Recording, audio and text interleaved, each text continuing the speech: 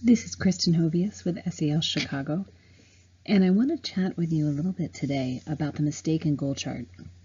And this chart can help you decode the belief behind the behavior, or rather the belief behind the misbehavior that you see. And often misbehaviors that you see are one child's solution to a problem that you don't see. So the chart helps us create tools for proactive responses. Like so many things with these tools, they start in the brain. We're wired to connect.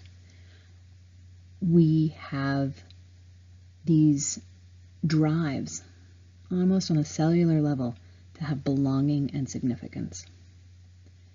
And our relationships and the quality of our relationships determine how we perceive other people, how we interpret their interactions, what we believe about ourselves, and what we believe about others. And then, when we don't feel belonging and significance, sometimes we act in socially inappropriate ways. The challenge is that we think that the ways that we're acting are actually going to get us what we want. Unfortunately, when we act in socially inappropriate ways, they drive people away from us.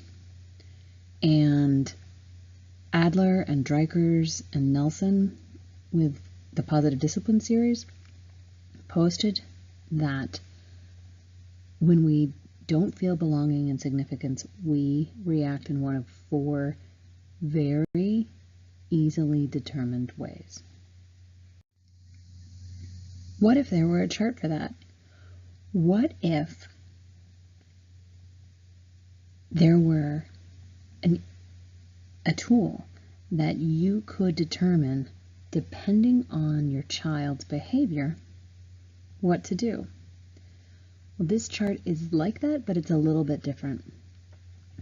It's not behavior driven. This chart is about feelings. This chart is about your adult feelings.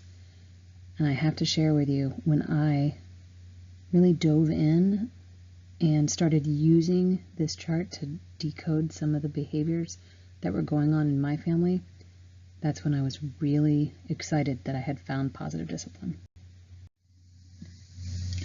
The Mistatken Goal Chart helps us decode the belief behind the behavior, and it starts after we've calmed down. We want to consider our feeling about the behavior. When's the last time it happened? How did you feel about it? Once you find your feeling, we match our feelings to the row on the Mistatken Goal Chart. Remember that according to when we lose our belonging and significance, we're only going to act in one of 4 inappropriate ways. Then we want to look to column 8 for the encouraging and proactive responses, and there are many of them. One thing to remember is that these proactive, encouraging responses often need to be set up in times of calm with your child, like you're reviewing the past and you want to build a solution for the future. So let's put this into an example. This one's right from a real life example in my life. I have 2 children, and one of them would exhibit a behavior where every time she was angry, upset, whatever it was, she would really, really cling. She would try to drag me places. I remember her, this is quite a few years ago, but grabbing onto clothes, grabbing onto my hand. And when I really thought about it, how I felt about the behavior in the moment, I was really annoyed.